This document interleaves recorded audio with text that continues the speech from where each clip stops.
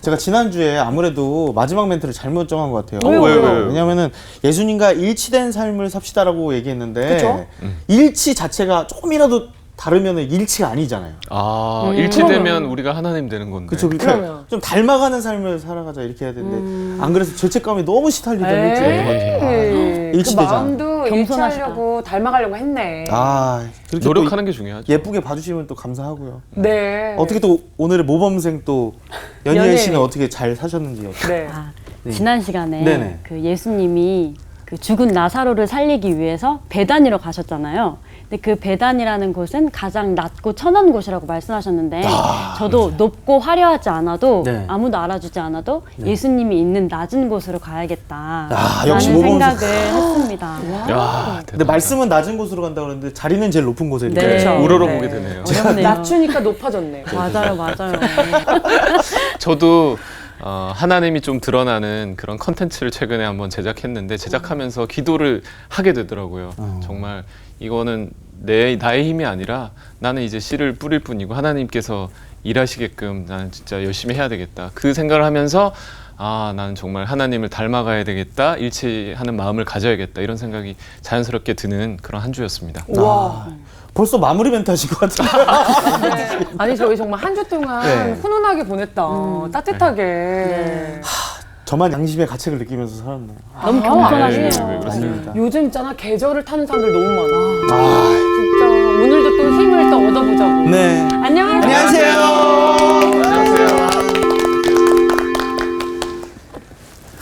안녕하세요. 안녕하세요, 선생님. 잘 지내셨어요? 예, 네. 많은 삶의 얘기를 나누면서 또 이렇게 시작을 한 주간. 앞두고 있었는데 삶의 이야기, 네네. 살아온 이야기. 네, 한 주간 어떻게 살았는지. 저만 잘못 산 것 같아서 너무. 네. 그래요? 네. 뭐 그런 자책도 필요하죠, 때때로. 맞습니다. 남미에는 그러니까 남아메리카 얘기인데 옛날에 이제 주로 카톨릭 신자들이 많았는데 사제들이 없는 그런 본당들이 아주 많이 있었습니다. 신자들 공동체는 있는데 사제가 없는 경우가 많은데 그러면 그분들이 이제 함께 모여가지고 그래도 성경을 읽고 기도하고 하는 모임을 가졌는데 그걸 뭐라고 했냐면은 기초 공동체 그렇게 얘기를 했어요. Basic Christian Community, BCC라고 얘기하는데 그러니까 기독교 기초 공동체 하고 말하는데 거기에 사람들이 모이면 맨 처음에 하는 일이 서로 삶을 나누는 거예요. 이번 한 주간 동안에는 나는 이렇게 살았어요. 이런 신앙적 도전이 있었는데 어떻게 이겨냈어요. 혹은 그 신앙적 도전에서 그만 죄를 짓고 말았어요. 이런 고백들을 돌아가면서 이제 다 나눕니다. 시간이 좀 걸리겠죠? 그러고 나면 이제 기도해요. 오늘 이번 주간에 연희엘이 이런 일이 있었다고 하는데 하나님 연희엘에게 힘 주세요. 뭐 자유주에게 무슨 일이 있었다고 하는데 이렇게 이제 서로를 위해 기도해줘요. 공동체 세우는 일이죠. 우와. 그리고는 이제 성경 말씀을 함께 읽고 그 성경 말씀이 내게 어떤 의미를 주고 있는지 내가 이번 주를 이 말씀을 붙들고 어떻게 살아야 되는지를 이야기를 나눠요. 이게 이제 그 기초 공동체가 모임으로 했던 것들인데 여러분들도 지금 저 나오기 전에 그런 삶의 나눔 했다는 게 참 좋으네요. 네. 하나님의 말씀을 붙들고 어떻게 살았는지. 늘 성공적으로 살지 못하거든요. 때때로 넘어지고 좌절하고 그러기도 하지만은 그것을 정직하게 드러내고 그리고 드러냄으로 치유가 일어나고 내 속에 숨겨둘 때는 치유가 일어나지 않아요. 근데 그것을 이제 하나님 앞에 내놓을 때 그러니까 무의식 속에 있는 것을 의식의 층 위로 끄집어 올렸을 때 하나님의 치유가 시작돼요. 우리가 기도해야 하는 까닭이 바로 거기에 있는데 하나님은 뭐 우리 머리카락 하나까지 다 쇠시는데 내 사정 다 아시죠? 이러면 안 돼요.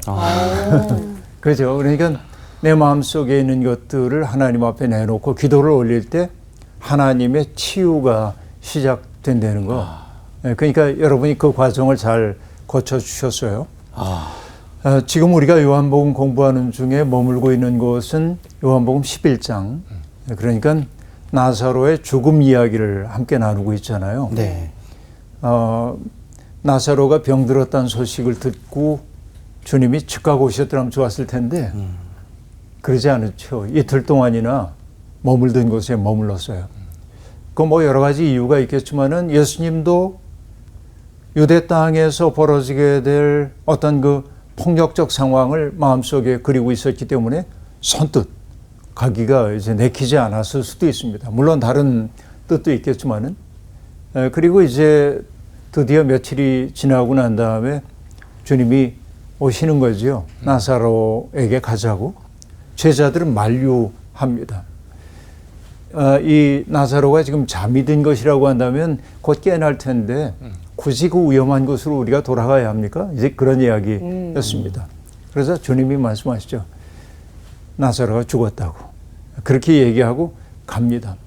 그러자 디도모라고 하는 도마가 뭐라고 말하죠? 예수님한테? 죽으러. 우리도 주님과 함께 죽으러 가자. 죽으러 가자. 왜냐하면 유대 땅으로 돌아간다고 하는 것은 그렇게 위험 속으로 들어가는 거로 여겼음을 보여주는 대목이에요. 그렇죠. 그러니까 정말 그 호랑이 굴 속으로 들어가. 지금 주님이 들어가고 계심을 보여주고 있어요. 오늘 이야기는 그 이후에 벌어지는 일들을 나눕니다. 오늘 수업 요한복음 37강 나는 부활이요 생명이다. 오늘 요한복음 11장 17절부터 27절까지를 공부하려고 하는데요. 우리 연희연 씨부터 읽어줄까요? 네. 예수께서 와서 보시니 나사로가 무덤에 있은지 이미 나흘이라.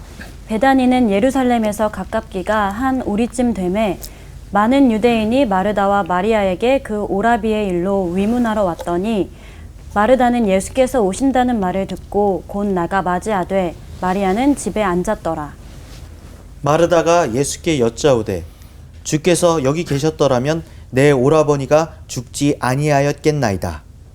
그러나 나는 이제라도 주께서 무엇이든지 하나님께 구하시는 것을 하나님이 주실 줄을 아나이다. 예수께서 이르시되 내 오라비가 다시 살아나리라. 마르다가 이르되 마지막 날 부활 때에는 다시 살아날 줄을 내가 아나이다. 예수께서 이르시되 나는 부활이요 생명이니 나를 믿는 자는 죽어도 살겠고 무릇 살아서 나를 믿는 자는 영원히 죽지 아니하리니 이것을 네가 믿느냐? 이르되 주여 그러하외다. 주는 그리스도시요 세상에 오시는 하나님의 아들이신 줄 내가 믿나이다. 네, 오늘 굉장히 중요한 고백이 나온 이 대목을 우리가 읽고 있습니다. 그런데 오늘 읽었던 17절을 보면은 앞으로 이제 벌어지게 될 사건에 앞서서 하나의 도입부처럼 얘기를 하고 있습니다. 예수께서 와서 보시니까 나사로가 무덤에 있은지 이미 나으리라. 무덤가에 이미 온 건 아닙니다. 그죠? 네, 그러니까 하나의 도입부라고 얘기할 수 있어요. 자, 그런데 여기에 나흘이라고 하는 말이 등장한단 말이에요. 그 나흘이 등장한 건 나사로가 죽은 지 나흘이니까 나흘이라고 썼겠지. 이렇게 보면은 간단하지만 성경에 그렇게 간단한 얘기는 아닙니다. 숫자, 성경에 등장하는 숫자라고 하는 것은 상징이 대단히 많이 있어요. 일전에도 제가 얘기했는지 모르겠는데 여러분 기억나세요? 유럽의 도시들을 가보면 광장을 중심으로 시청이 있고 그 시에 예배당이 있거든요. 네. 그 예배당 바로 앞에 세례를 위해 따로 구별되어 있는 건물들, 세례당 건물이 있는 경우도 있습니다. 근데 세례당 건물은 팔각형이에요. 다 팔각형으로 되어 있어요. 왜 팔각형일까요? 예쁘니까, 안정적이니까. 이렇게 볼 수 있겠지만 그렇지 않죠. 아, 그게 아니구나. 네. 그거 아니에요. 그건 줄 알았어요. 일주일이 1회 동안이잖아요. 네. 예. 그리고 제8일이라는 건 뭐냐면은 낡은 옛 시간이 지나가고 새로운 시간이 오음을 뜻해요. 그러니까 세례라고 하는 것은 옛 사람이 죽고 새로운 사람으로 탄생하는 것을 상징하기 때문에 그래서 이제 팔각형 구조로 되어 있어요. 그러니까 여기에 나흘이라고 하는 것도 굉장히 중요한 의미를 갖고 있는데 어떤 의미인지를 이렇게 생각을 한번 해보십시다. 유대인들의 장례 풍습은 이러합니다. 먼저 사람들이 가족이 세상을 떠나면 애도 의식을 하겠죠. 가족들이 옷을 찢어서 슬픔을 표현합니다. 옷을 찢는 것은 내 마음이 찢어지는 것 같다는 그런 표현일 겁니다. 그러고 나서는 그 거룩한 친구들이라고 하는 헤브라 카디시아라고 하는 장례위원회를 조직을 합니다. 마을에서. 이번 장례는 어떻게 치러야 돼? 이 논의하는 사람들이 있는 거죠. 그리고 그들이 시신을 안치한 다음에 촛불을 밝혀요. 초를 밝혀 놓습니다. 그리고는 그 앞에서 뭘 하냐면은 고인과 나 사이에 있었던 여러 가지 일들을 생각하면서 내 잘못을 용서해 달라고 또 고인이 내게 잘못한 것도 있었더라 난 용서한다고 얘기하고 하나님의 자비하심 앞에 그를 맡기는 기도를 합니다. 우리도 가족 가운데 누가 세상을 떠나거나 그러면은 임종의 자리에서 우리가 해야 할 일이 서로 용서하고 용서받는 일입니다. 그러니까 그동안 내가 이런 잘못을 저질렀지만은 나를 용서해 주세요 라든지 내게 이런 마음의 상처를 입히시긴 했지만 그래도 이제는 다 잊겠습니다라고 한다든지 이걸 풀어야 돼. 왜냐하면 땅에서 맨 것은 하늘에서도 매일 것이고 땅에서 푼 것은 하늘에서도 풀릴 거라고 얘기했잖아요. 네. 주님이 그렇게 말씀하셨어요. 그러니까 우리가 그걸 풀어야 돼요. 장례는 바로 그걸 풀어내기 위한 과정입니다. 그래서 용서하는 기도를 해요. 그리고 나서 그들이 하는 일이 뭐냐? 시편 낭독을 합니다. 왜냐하면 시편 속에는 인간의 희노애락, 애호욕의 모든 감정들이 다 담겨 있고 그것을 하나님 앞에서 어떻게 해소해야 하는지를 보여주고 있기 때문에 시편을 낭독을 합니다. 그리고는 세상을 떠난 지 24시간 안에 장례를 치러요. 굉장히 빨리. 이건 기후 조건과도 관련이 있는 거 아닌가 하는 생각을 해보는데요. 그러고 나서는 끝난 게 아니라 1회 동안, 7일 동안 애도의 의식을 갖게 됩니다. 그러니까 그냥 딱 장례 끝났다 끝 이게 아니고 7일간의 근신하는 시간을 갖게 되어 있습니다. 그러니까 나흘이라고 하는 이 시간을 굳이 언급하고 있는 까닭은 나사로가 죽은 지 오래됐고 다시 얘기하면 때는 늦으리 살아날 가능성이 없어. 이미 죽은 지가 너무 오래됐어. 그러니까 어떤 얘기입니까? 나사로의 죽음을 기정사실로 받아들여야 해라고 하는 뜻이라고 볼 수 있겠죠. 우리도 살면서 이런 경험을 할 때가 많이 있습니다. 이건 아무리 애써 봐도 될 일이 아니야. 이럴 때가 많이 있죠. 네. 살면서. 우리도 모르는 사이에 우리는 그 사회가 우리에게 주고 있는 여러 가지 그 관습들을 내면화하고 삽니다. 그러니까 어떤 것들을 당연하게 여기며 삽니다. 그러니까 특히 이제 생각해 보면은 남성들은 자기들이 특권을 누리고 있다는 사실을 거의 의식하지 못할 때가 많이 있습니다. 근데 여성들은 자기들이 차별받고 있다는 사실을 순간순간 느끼기도 하죠. 그러니까 여성들이 그 얘기 하기 전에 남성들이 깨닫기가 어려워요. 이게. 실제로 뭐 여성들이 밤길에 어두운 맞아요. 골목을 가는 거 쉬운 일은 아닙니다. 그렇죠. 그러니까 뒤에 어떤 남자가 뭐 퇴근하기 위해 그 길 공교롭게 가는데도 무섭잖아요. 맞아요. 그렇잖아요. 이게. 이런 사회 속에 살고 있는 거죠. 그러니까 여성들이 느끼고 있는 불편함을 우리가 모르고요. 몸에 장애를 가지고 있는 분들의 괴로움 또한 우리가 잘 모릅니다. 예를 들면은 횡단보도에서 불이 바뀌는데 건강한 사람들은 충분히 건너갈 수 있지만 좀 불편한 분들은 그 건너는 것이 마치 대양을 건너는 것처럼 공포스러울 수도 있잖아요. 맞아요. 그러니까 이걸 이제 경험해야 되는데 그리고 이제 우리가 뭐 지하철을 탄다든지 그럴 때 계단 내려갈 때 젊은이들은 타다다닥 하고 내려갈 수 있지만은 노인들은 굉장히 무섭거든요. 그렇죠. 뒤에서 그런 소리가 들려오면 그렇겠다. 공포스러워요.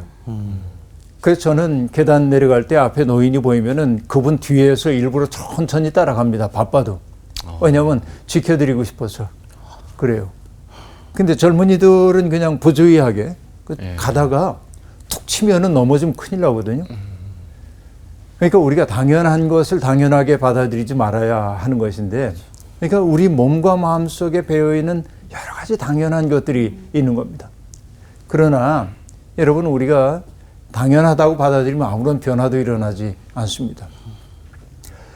지난 9월 18일 날 미국의 여성 대법관이었던 루스 베이더 긴스버그라고 하는 분이 세상을 떠납니다.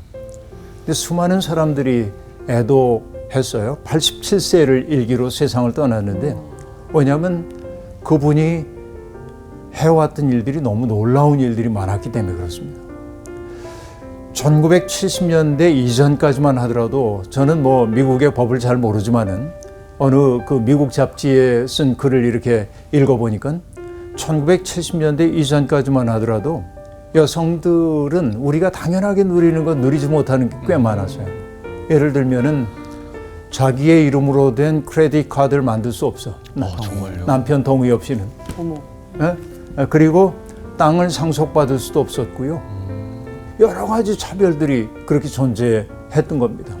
그런데 이 긴스버그를 비롯한 분들이 정말 싸워서 얻어내죠. 권리들을.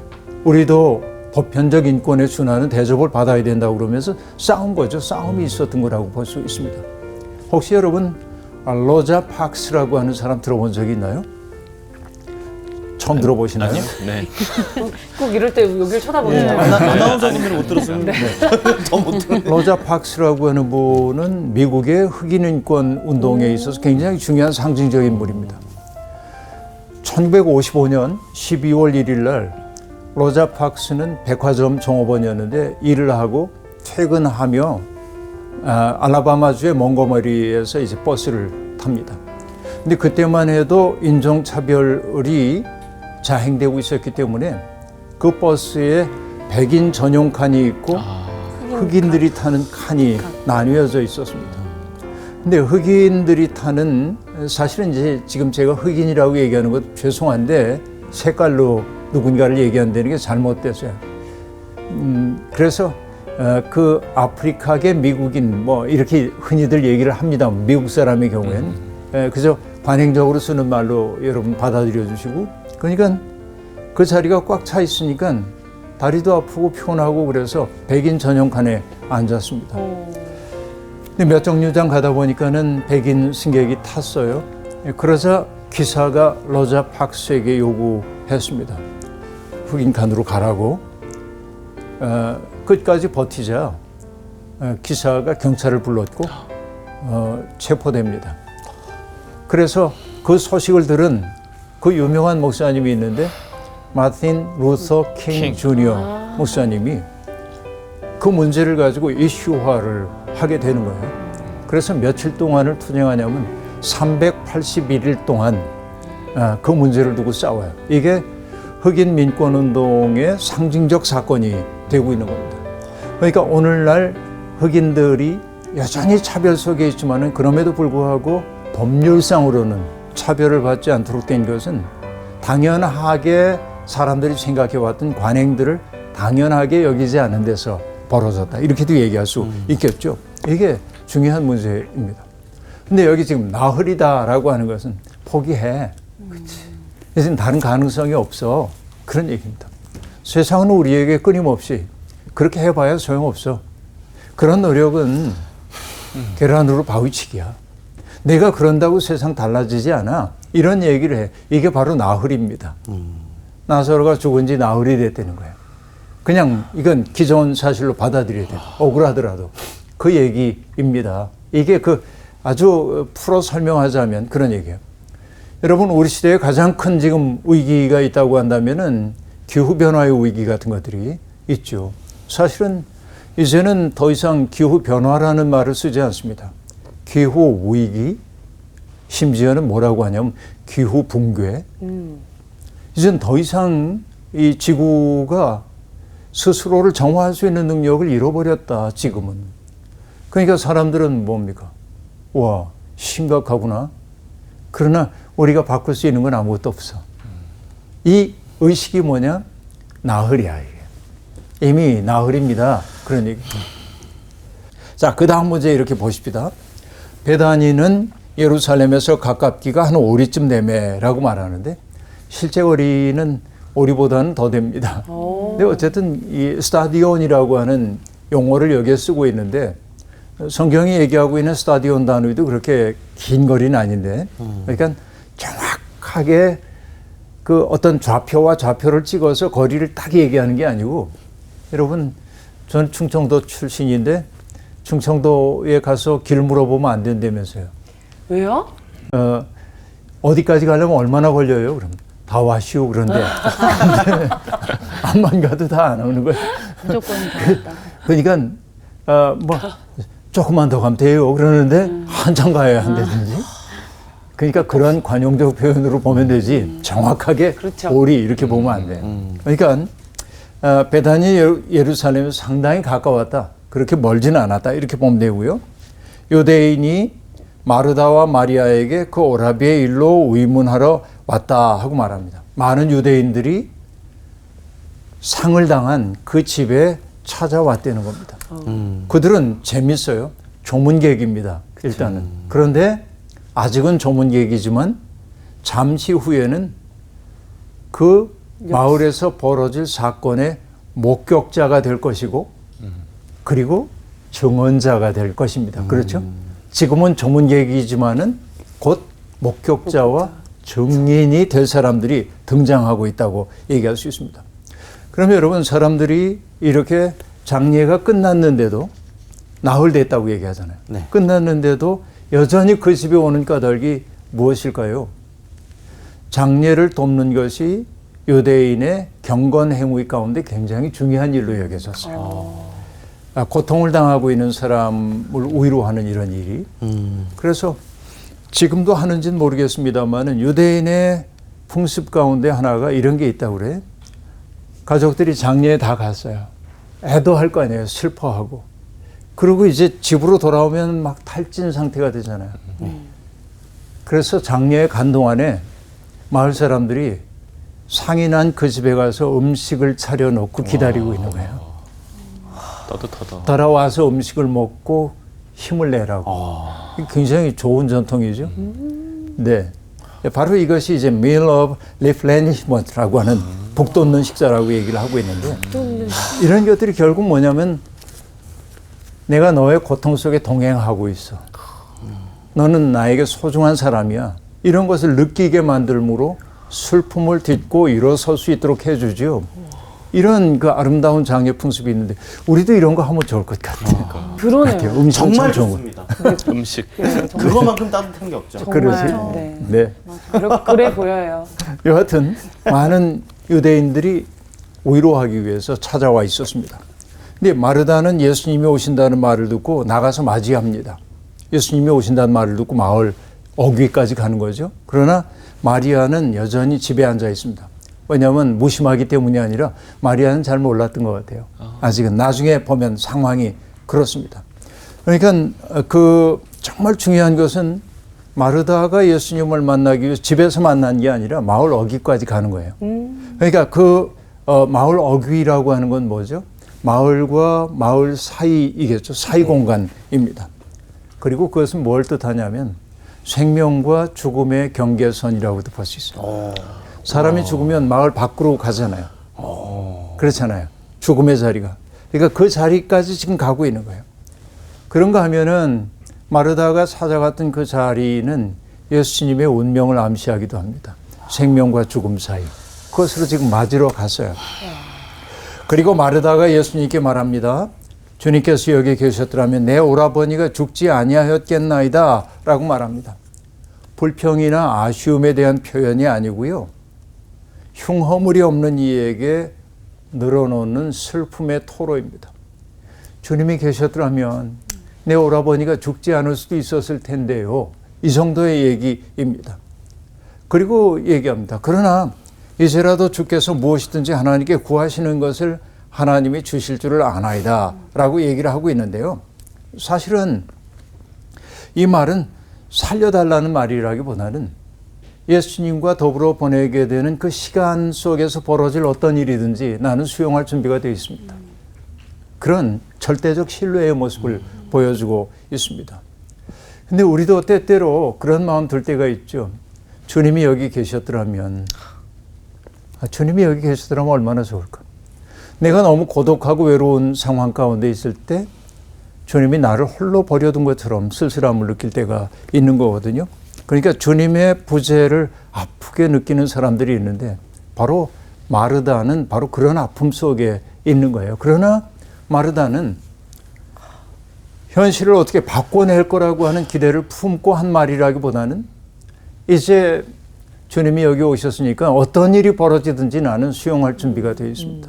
그래서 그런 얘기를 지금 하고 있는 겁니다. 그런데 주님이 뜻밖의 말씀을 하시죠.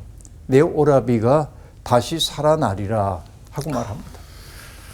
그러자 마르다는 그 말을 지금 벌어질 일로 받아들일 수 없어요. 그런 경험이 없잖아요. 그래서 말합니다. 마지막 날 부활 때에는 다시 살아날 줄을 내가 아나이다 라고 말합니다. 예수님은 지금 여기에서 벌어질 사건을 암시하고 있지만 마르다는 불확실한 미래에 일어날 일로 먼 훗날 벌어질 일, 막연한 우위로처럼 그렇게 얘기를 지금 하고 있는 겁니다. 엇갈리고 있어요. 그러니까 마르다가 앞에서 얘기했던 그 이야기, 주께서 구하는 건 하나님이 다 주실 줄로 믿습니다라고 하는 그것은 지금 여기에서 나사로가 살아날 것이라고 믿기보다는 먼 훗날 나사로가 하나님의 품 안에 안기기를 소망한다라는 뜻일 수도 있는 겁니다. 지금 그렇게 얘기를 하고 있습니다. 자, 지금 다시 살아나리라. 이게 사건의 신학인데요. 사건이라고 하는 것은 어떤 사람과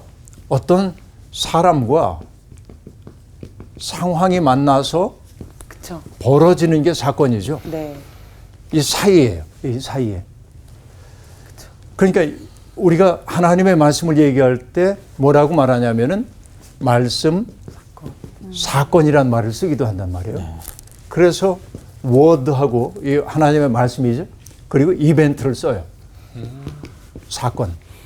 그러니까 나와 이동준이라고 하는 사람이 처해 있던 상황이 맞부딪혀 가지고 지금 고통스럽게 있었는데 말씀이 이 속에 들어오자 어떤 사건이 벌어졌냐면 절망이 희망으로 바뀌어요. 그렇죠? 슬픔이 기쁨으로 바뀌어요. 바로 이게 이제 사건이에요. 뭔가 사건이 벌어져요. 그러니까 예수 그리스도와 만났던 사람들은 누구나 다 어떤 사건 속에 있었어요. 왜? 하나님 나라를 꿈꾸는 사람들이 되었기 때문에 그런 거죠. 그러니까 여러분 신앙이라고 하는 것은 현재적 사건을 얘기하지 먼 미래에 있을 일만 얘기하는 게 아니에요. 자, 이 둘의 엇갈림을 볼 수 있죠. 예수님은 여기에서 벌어질 사건 얘기하고 있는데 마르다는 나중에 있을 불확실한 미래의 일을 얘기하고 있습니다. 그러자 주님이 말씀하십니다. 나는 부활이요 생명이니 나를 믿는 자는 죽어도 살겠고 무릇 살아서 나를 믿는 자는 영원히 죽지 아니하리니 이것을 내가 믿느냐라고 말합니다. 자, 여기에서 여러분 마지막으로 나는 누구이다 라고 하는 말이 등장합니다. 나는 부활이요 생명이다 이죠. 네. 그러니까 나는 뭐뭐이다. 이게 명령법이에요? 직설법이에요? 직설법이죠. 직설. 그래서 신학에서 뭐라고 얘기하냐면 직설법은 명령법을 내포한다 이런 말도 있는데 그러니까 어쨌든 이 말은 어렵지만 나는 뭐뭐이다. 나는 선한 목자다. 나는 양의 문이다. 네. 나는 생명의 빵이다. 이렇게 얘기했는데 나는 드디어 그 모든 것들을 뭉뚱그린 말이 나오고 있습니다. 나는 뭐라고 얘기했어요? 여기 들어가는 말이 부활이요. 부활이요. 생명. 생명이다 하고 얘기합니다. 나는 부활이요 생명이다 입니다. 지금. 네. 이것은 여러분 현재적 사건입니다. 부활은 먼 미래에 주님이 부활할 것임을 얘기하는 게 아니에요. 그의 삶 자체가 부활이에요. 그의 존재 자체가 생명이라고 하는 말이라고 볼 수 있습니다. 그러니까 미래형 종결어미가 아닙니다. 단호한 직설법입니다. 나는 부활이야. 난 나중에 부활할 거야. 그거 아니고 나는 부활이야 지금. 그리고 나는 생명이야. 이렇게 얘기를 지금 하고 있습니다. 다시 말하면은 이 말을 통해서 주님이 마르다에게 하시는 말씀은 예수 그리스도의 인격에 집중하도록 하고 있는데 그러니까 부활이라고 하는 것은 불확실한 미래도 아니고 그리고 교리적 언어도 아니고 예수라고 하는 분의 존재 속에 이미 구현되어 있는 현실이다. 바로 그 얘기입니다. 예수는 그 자리에 계셔서 육신을 입고 있는 분이긴 하지만은 죽음을 넘어선 존재라고 하는 사실을 지금 드러내고 있습니다. 그러니까 마지막 날에 우리도 부활할 것을 믿지만, 그러나 마지막 날 부활하는 것은 주님께서 하실 일이고, 지금 우리는 뭐냐면 이미 부활이고 생명이신 그분의 사랑 안에 머물러 있다면 나도 부활의 삶을 여기 살아야 하는 거죠. 나도 영원한 생명을 사는 사람으로 여기서 누려야 한다는 말이죠. 그러니까 부활이요 생명이신 분과의, 저는 이제 접속이라고 한 말을 좋아하는데, 접속 혹은 결합, 바로 이게 믿음이다, 그렇게 얘기할 수 있습니다. 그러니까 예수님과 결합한다고 하는 것은 바로 그것이 우리에게 부활이고 생명이 되는 건데, 그것은 우리의 자연적 생명이 영원히 연장된다는 말이 아니고 더 큰 생명 속에 그 품 안에 안기게 됨을 뜻하는 것이라. 내가 예수 그리스도와 깊이 접속되어 있는 순간 나의 육체적 생명은 그칠는지 몰라도, 그러나 나는 나의 존재 그 자체는 더 큰 생명 속에 들어가 있기 때문에 사라지지 않는 거다 말이죠. 바로 이게 부활이고 영원한 생명이다 하는 얘기입니다. 그리고 여러분, 부활이란 말과 생명이란 말은 두 개의 단어이지만은 사실은 하나입니다. 이 둘은 하나입니다.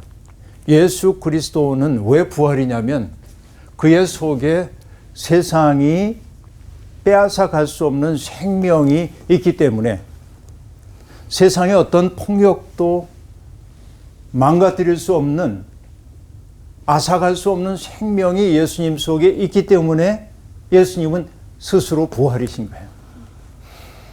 무슨 얘기인지 이해가 되시죠? 제가 잘 얘기를 했나요? 바로 이런 얘기입니다. 부활과 생명은 둘이 아니라 하나다 하는 얘기입니다. 그래서 요한복음 5장에서도 보면 그런 얘기를 주님이 하셨어요. 아버지께서 죽은 자들을 일으켜 살리심같이 아들도 자기가 원하는 자들을 살리느니라 하고 말하고 있는데, 왜 살릴 수 있냐면 생명 그 자체이기 때문에 살릴 수 있어요. 부활이기 때문에 살릴 수 있는 것입니다. 그렇죠? 이게 이제 핵심입니다. 그래서 주님이 선언하십니다. 나를 믿는 이는 죽어도 살겠고, 그렇죠, 살아서 믿는 이는 영원히 죽지 않을 것이다 라고 말합니다. 이 얘기는 그냥 바꿔놔도 괜찮아요. 죽든지 살든지 주님 안에 있는 사람은 산다 하는 얘기입니다. 그러니까 이 육체적 생명의 무한한 연장이 아니에요. 하나님의 우리가 헤아릴 수 없는 그 큰 생명 속에 내가 속해 있음을 뜻하는 것이죠. 이거 알면 여러분 좀 당당해지지 않아요? 그래서 우리가 부활을 믿는다는 게 뭘 뜻하는 줄 알아요? 나는 패배해도 하나님 패배하지 않으셔. 나는 넘어져도 괜찮아. 왜? 하나님은 패배하지 않으니까. 나의 넘어짐을 통해서도 하나님 당신의 일을 하시니까. 내가 하나님의 뜻 안에 있다고 한다면은 나는 이미 승리자인 거죠. 이게 이제 부활을 믿는 믿음이란 말이에요. 그러니까 하나님에게 모든 건 맡기고 살 수 있어. 그래서 찾아오는 게 뭐냐? 자유야. 믿는 사람의 자유라고 하는 것은 믿음에서 오는 거예요. 맡기는 거예요. 여러분, 서커스 좋아하세요? 동충. 태양의 실제로 본 적은 없었는데. 어릴 때 실제로 가서. 봤지. 서커스 하면 떠오르는 게 TV로는 뭐예요? 묘기. 공중근해. 공중근해. 이야. 공중근해 하잖아요. 네네. 이쪽과 저쪽에 이제 그네가 탁 이렇게 하는데 싹 날아가지고 이제 딱 잡잖아요, 이렇게. 네. 근데 그 날아오르는 사람도 중요하지만은 잡는 사람. 잡아주는 사람이 정말 중요해요. 믿어야 돼. 그러니까 공중근해를 했던 사람들의 말에 의하면 잡아주는 사람을 신뢰하지 않으면은 뛸 수가 없대. 이게. 못 뛰겠어. 그래서 어떤 분이 뭐라고 말하냐면 하나님을 이렇게 표현합니다. A great catcher. Great catcher. 잡아주시는 분이죠. 공중근해로 얘기하듯이. 그분이 나를 잡아주실 거라고 믿는 거이죠. 이 신뢰. 그리고 여러분, 어떤 분은 믿음을 뭐라고 설명하냐면은 믿음을 이렇게 얘기합니다. 하나님의 부력을 신뢰하는 것, 그렇게 말하는데 부력이라는 게 뭐죠? 공중부양. 내가 물 속에 있을 때 물이 나를 이렇게 뜨는 거. 띄워 올려주는 거. 네. 띄울 부자니까 네. 띄워주는 힘이잖아요. 뜨는 힘. 네. 물에서 빠지지 않으려고 몸부림칠 때 수영 못하는 사람이 빠지죠 오히려. 네. 근데 뭐예요? 물의 부력을 믿고 몸을 맡겨야지. 맡기면 힘을 빼면 올려주잖아요. 그러니까 하나님의 부력을 신뢰하는 것이 믿음이래요. 위대한 캐쳐이신 하나님의 사랑을 신뢰하는 게 믿음이란 말이에요. 그렇죠?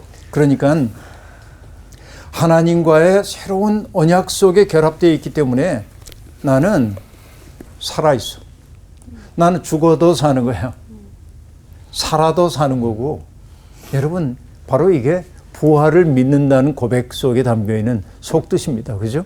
그러니까 예수님은 그 말씀을 지금 하고 계신 거예요. 나를 믿는 자는 죽어도 살겠고 무릇 살아서 나를 믿는 자는 영원히 죽지 아니하리니 라고 얘기할 때 우와, 내가 영원히 죽지 않는다니까 저금 통장 더 많이 이렇게 쌓아두고 탕진하고 막. 써야 될 게 많아야 되니까 이렇게 하면 안 돼요. 아니지. 그거 아니고 지금 부활을 사는 거죠. 이게 주님이 우리에게 가르쳐 준 삶입니다. 살아서 믿는 사람은 어떤 존재냐? 이미 영원에 삼켜진 존재. 영원에 삼켜졌어. 우리가. 영원. 좀 어깨를 피고 살아요. 너무 주눅 들지 말고. 우리 다들 삼켜졌는데. 다음 시간에는 어깨에 뽕 있는 걸로 드러냅시다. 네. 와. 그러니까 정말 하나님 신뢰해야 돼요, 우리들이. 생명의 주인이신 하나님을 신뢰하게 될 때 바로 우리는 당당하게 우리의 인생 살아. 당당하고 뻔뻔하게가 아니라 정말 자유롭게 누군가를 섬기고 자유롭게 진리 안에서 살 수 있단 말이죠. 그러자 마르다가 얘기합니다. 주여 그러하이다. 주는 그리스도시요 세상에 오시는 하나님의 아들이신 줄 내가 믿나이다 라고 말합니다. 마르다. 이 고백이 참 좋죠. 근데 여러분 놀라질 않는군요. 이 고백을 보면서. 사실은 예수 그리스도에 대한 신앙 고백이잖아요. 네. 공관 복음서에서 이 고백은 누가 했습니까? 베드로가 하잖아요. 네. 네. 남성 제자가 하잖아요. 네. 그런데 요한복음에서 지금 누가 하고 있어요? 여성. 여성인 마르다가 하고 있잖아요. 진짜. 그러니까 옛날에는 여러분 가부장적 시대이기 때문에 여성들의 말은 증언 가치가 없는 거로 여겼어요. 맞아. 무시했어. 근데 성경은 지금 요한복음은 여성인 마르다의 고백을 여기에 딱 그리스도에 대한 고백으로 드러내놓고 있어요. 이것이 얼마나 아름다운 증언인지를 보여주고 있는 거죠. 놀라운 얘기입니다. 네. 자, 이런 고백을 했다고 해서 마르다의 믿음이 온전한데 이런 것은 아닙니다. 아직은 그 고백을 확연히 깨닫기까지는 조금 더 시간이 필요해요. 이건 우리가 다음 시간에 이어질 겁니다. 예, 오늘 수업 여기서 마칠게요. 고맙습니다. 네. 감사합니다. 너무 당당하게 나가시는 것 같아요. 이게 당연한 게 아닌데 다시 갖다 들어오실 수도 있는 건데. 당연한 게 아닌데. 어떡해. 자유함에 대해서 좀 말씀하셨는데 자유함에 지금 오늘 말씀해 주신 거를 좀 생각해 보면 나 혼자서 뭔가 하려고 하는 그러면 그 자유함이 없어지는 것 같아요. 뭔가 오히려. 믿고 맡기고 이렇게 해야 마음의 자유함도 생기고 그리고 또 넘어지는 것에 대한 두려움이 없어야 될 것 같아요. 맞아요. 왜냐하면 잡아주시 아까도 말씀하셨잖아요. 내가 넘어졌을 때 예수님 안에 있으면 우린 이미 승리자다. 예수님이 그걸 통해서 또 다른 일들도 하실 거란 믿고 이런 부분에서 우리가 넘어지더라도 자유함이 생기는 것 같거든요. 마무리가 기대되네요. 예, 그래서 오늘은 내가 넘어질 때도 예수님 안에 있으면 나는 승리자입니다. 이렇게. 저희는 이렇게. 나는 승리자입니다. 네네. 네. 네. 자, 여러분. 내가 넘어져서 다시 넘어진 거 가겠습니다. 네. 너무 넘어지셨어요. 넘어져가지고. 예, 지금도 넘어질 수 넘어졌네. 있죠. 말이 한번 넘어졌네. 잡아주실 거예요. 네, 잡아줄 거라 믿어 의심치 않고. 네. 자, 여러분. 내가 넘어졌을 때도 예수님 안에 있으면 나는 승리자입니다. 아, 승리하세요. 예수님 안에 있으면 승리합니다. 주님 안에 있으면. 이번 주 퀴즈입니다. 다음 중 성별이 다른 사람은 누구일까요? 1번 고멜, 2번 노루하마, 3번 로암미. 정답을 아시는 분은 CBS 성서학당 홈페이지에 정답을 올려주시거나 우편으로 보내주시면 됩니다. 선정되신 분들에게는 대한성서공회에서 발행한 성경 통독을 위한 최고의 잡서 성경 2.0, 세상을 바꾸는 복음 매거진 크리스채너티 투데이 1년 정기 구독권, 성서학당 선생님들의 저서 중 하나를 드립니다.